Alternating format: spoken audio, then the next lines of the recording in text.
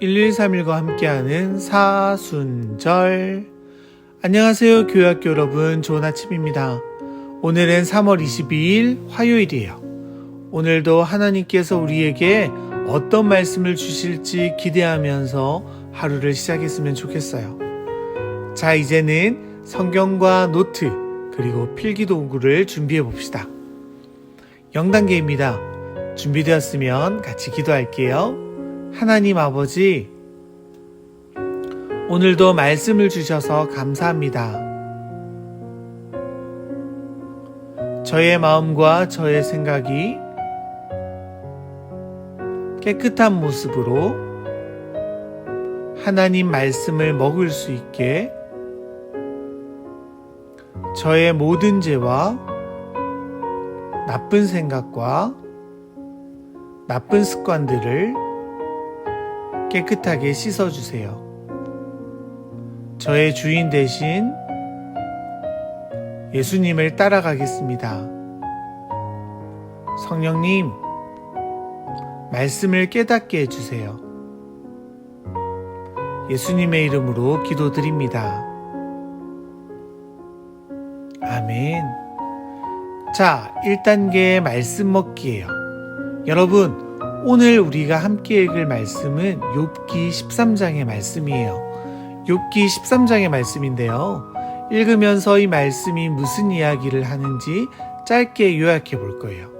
읽고 요약하는 동안 영상을 잠시 멈추고 다 하고 나면 다시 틀어서 함께 하면 돼요. 준비됐어요? 그럼 시작!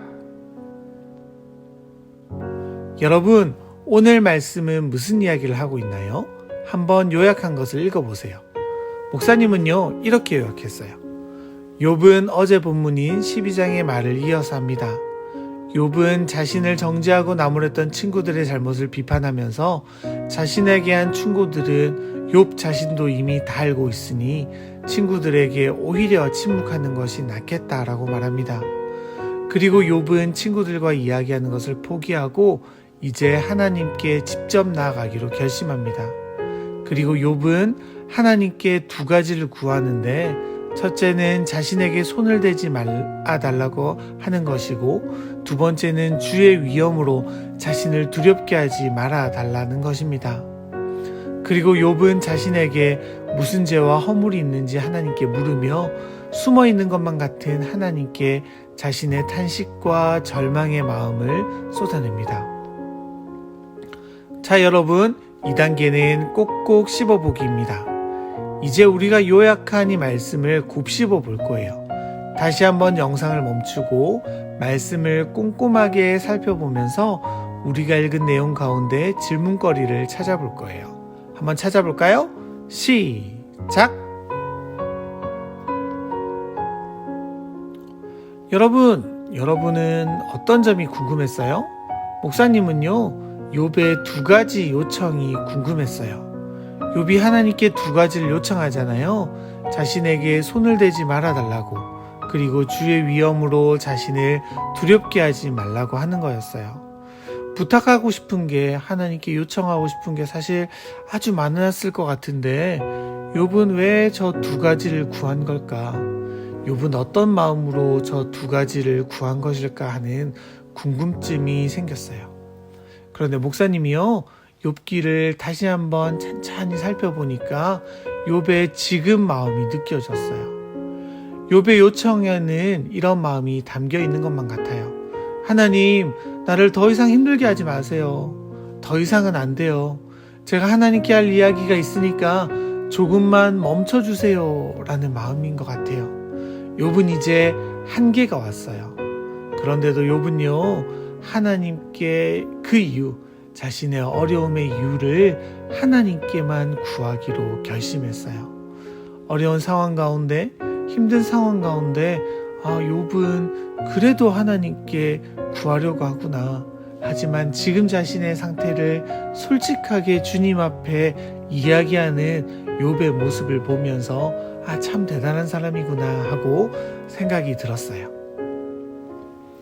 3단계 맛 음미하기입니다. 오늘의 말씀 속에 하나님은 어떤 분으로 나타나나요? 내가 말씀 속에서 발견한 하나님을 적어 보겠습니다. 하나님을 발견하는 것이 어려운 친구들은 마음에 와닿는 구절을 기록해도 좋아요. 그럼 다 같이 시작! 여러분은 어떤 하나님을 발견했나요? 오늘 말씀을 통해 어떤 것을 느꼈나요? 목사님이 기록한 내용을 한번 나눠볼게요. 목사님은요, 욥의 태도를 보게 되었어요. 욥은요, 사람에게 말하지 않고 하나님께만 말하겠다라고 고백해요. 눈에 보이지 않는 하나님이지만 지금 내 응답에 요청해 주시는 분은 아니지만 하나님은 분명히 나와 함께 하시고 나에게 말씀하실 거라는 그 믿음, 그리고 하나님은요, 정말로 그 욥의 믿음에 분명히 응답해 주실 거예요. 욥은 자신에게 말씀하시는, 자신과 함께 하시는, 자신에게 그 문제의 해답을 들려주실 하나님을 기대하고 있어요. 목사님은 오늘 말씀에서 함께 하시는 하나님을 발견했어요. 욥의 믿음과 신뢰도 보았어요. 그리고 그 믿음에 신실하게 하나님은 응답하게 될 거예요. 사실 하나님은요, 지금 욥의 모든 상황을 알고 계시고 또 지금의 상황을 허락하신 분도 하나님이시잖아요. 지금 욥의 고백과 고민을 함께 듣고 계신 분이 하나님이세요. 다만 지금 침묵하고 계실 뿐이시죠. 하나님은 단 한순간도 욥을 떠나신 적이 없으세요. 지금 욥의 불만과 그 탄식도 주님은 듣고 계세요. 지금 나의 하나님도 분명히 그러고 계실 거예요. 그럼 오늘 말씀을 통해 우리는 어떻게 하나님을 생각해 볼 수 있을까요? 목사님은요, 예수님의 이름 임마누엘이란 이름이 떠올랐어요. 예수님은 언제나 우리와 함께 하시는 분이라고 말씀하셨죠.